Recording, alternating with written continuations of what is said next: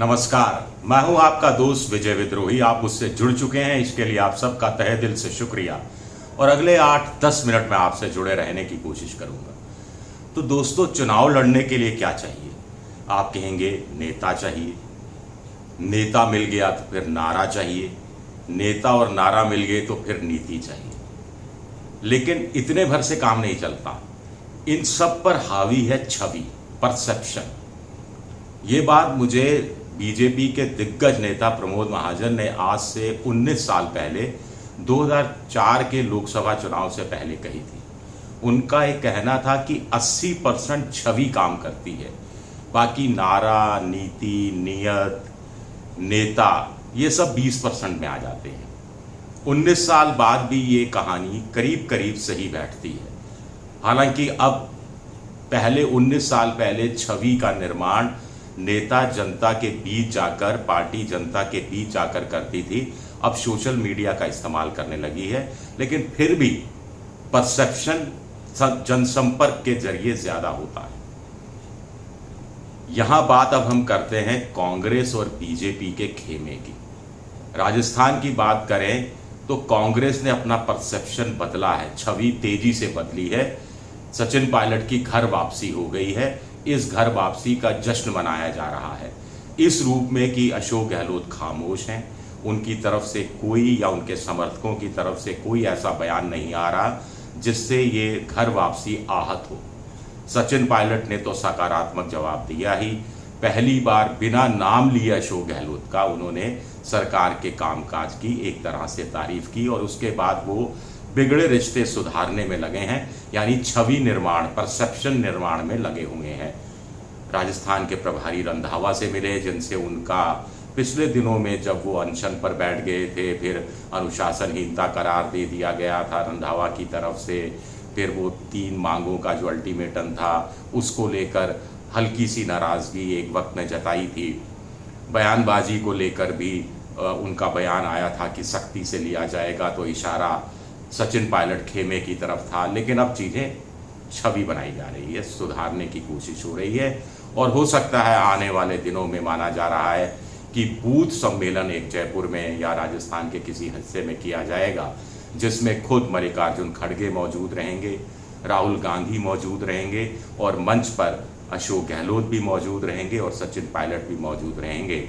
और वहाँ पर शायद गले मिलने का सीन भी, भरत मिलाप भी हमें देखने को मिल जाए।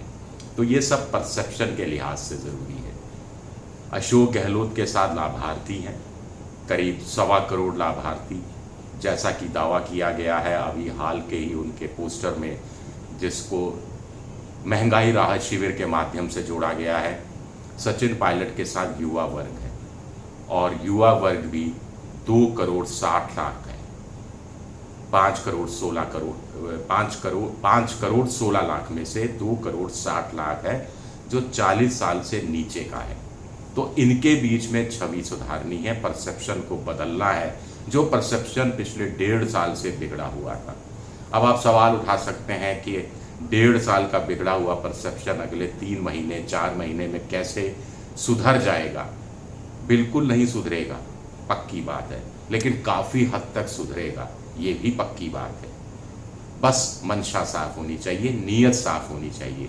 यानी परसेप्शन के साथ साथ अब राजस्थान में कांग्रेस के पास नेता भी हैं, एक नहीं 2 नेता हैं। एक बुजुर्गों को साधने वाला नेता है, जातियों को साधने वाला नेता है, लाभार्थियों को सरकार के अच्छे काम के कारण साधने वाला नेता है, एक युवाओं को साधने वाला नेता है, बेरोजगारों को साधने वाला नेता है, नौकरी की आस में बैठे युवकों को साधने वाला नेता है। नारा स्थानीय है, राजस्थान की अस्मिता है और नीति भी यही है कि हम सामाजिक सुरक्षा योजनाएं ला रहे हैं, गरीब जनता के लिए, आम जनता के लिए, मध्यम वर्ग के लिए काम कर रहे हैं और हिंदू मुस्लिम की राजनीति से दूर है, युवाओं के लिए काम कर रहे हैं। बजट भी युवाओं को समर्पित था, लिहाजा हमारा ये नैरेटिव हम बनाने की कोशिश कर रहे हैं। उधर अब बीजेपी के खेमे की बात करें तो सचिन पायलट की तो घर वापसी हो गई है, वसुंधरा राजे की घर वापसी जैसी स्थिति नहीं है क्योंकि घर में ही बैठी हैं, लेकिन घर में बैठना, जैसा हम कहते हैं कि घर बैठा दिया गया, तो क्या वो अभी घर बैठा दी गई हैं या मुख्यमंत्री पद की रेस में हैं? ये एक बड़ा सवाल है। अभी दिल्ली अचानक बुला लिया गया, ऐसा ढंग से बनाया गया कि बहुत बड़ा कोई जिम्मेदारी दी जा रही है, वसुंधरा जी को दिल्ली अचानक बुलाया गया है और कोटा की एक बड़ी रैली से बीजेपी के तमाम नेता परेशान हो गए हैं। रैली बड़ी सफल हुई। उससे पहले सालासर में अपना जन्मदिन के बहाने जो शक्ति प्रदर्शन किया था वो भी बड़ा सफल रहा था। 100 से ज़्यादा विधायक, पूर्व मंत्री, लोकसभा के अभी वर्तमान सदस्य, पुराने लोकसभा के पूर्व सदस्य, राज्यसभा के पूर्व सदस्य मिलाकर 100 से ज़्यादा थे। इस बात से भी आला कमान हिला होगा। और अब जब सचिन पायलट की घर वापसी हो गई है तो पूर्वी राजस्थान में खास तौर से गुर्जर मीणा एक बार फिर कांग्रेस को वोट दे सकते हैं, ये आशंका बीजेपी को जरूर सता रही होगी। और ऐसे में वसुंधरा राजे की और ज़्यादा याद आ रही होगी आला कमान को। तो उम्मीद की जा रही थी कि चुनाव का प्रभारी बना दिया जाएगा, लेकिन चुनाव प्रभारी प्रहलाद जोशी को बनाया गया है। 2 सह प्रभारी बनाए गए हैं, एक कुलदीप बिश्नोई है, एक नितिन पटेल है। बीजेपी इनके सहारे परसेप्शन बदलने में लगी हुई है। अब क्या कोई चुनाव अभियान समिति बनेगी, क्या चुनाव संचालन समिति बनेगी, क्या कोई स्क्रीनिंग कमेटी बनेगी जिसकी कमान अशोक गहलोत, माफ कीजिएगा, जिसकी कमान वसुंधरा राजे को सौंपी जाएगी? ये एक बड़ा सवाल उठता है। यही सवाल सचिन पायलट का खेमा भी उठा रहा है कि घर वापसी हो गई, लेकिन प्रतिष्ठा वापसी, पद वापसी कब होगी? उसके लिए चंद दिन और इंतजार करना होगा, ऐसा मोटे तौर पर माना जा रहा है। जो कुछ होगा अगले 7-8 दिन के अंदर हो जाएगा, ऐसा भी संकेत मिल रहे हैं। तो बीजेपी की बात फिर करें तो परसेप्शन सुधारने के लिए अब 9 जुलाई को सवाई माधोपुर में एक बड़ी 2 दिन का चिंतन शिविर होने वाला है। उसमें चुनावी रणनीति बनाई जाने वाली है, लेकिन चुनावी रणनीति तो एक तरह से प्रधानमंत्री नरेंद्र मोदी बना ही रहे हैं। 9 महीने में 7वां दौरा आज उनका बीकानेर का था। 20,000 करोड़ की सौगात देकर गए। इससे पहले कहीं 3,000 करोड़, कहीं 5,000 करोड़, कहीं 6,000 करोड़, कुल मिलाकर देखा जाए तो 7 दौरों में मोटा मोटा आंकलन लगाया जाए तो करीब 50,000 करोड़ या 40,000 करोड़ की सौगात देकर गए हैं। गडकरी भी आए थे, 5,000 करोड़ की नई सड़कों के निर्माण की बात वो भी करके गए हैं। तो ये विकास के नाम पर, वंदे भारत के नाम पर, हाईवे के नाम पर, प्रधानमंत्री आवास योजना के नाम पर, हर घर नल, हर नल पर में जल, जो नल जल योजना है उसके माध्यम से अपना परसेप्शन विकासवाद है, सबका साथ है, सबका विश्वास है, सबका प्यार है। सबका प्यार उसमें शामिल नहीं है, जो जोड़ दिया जाना चाहिए मुझे लगता है।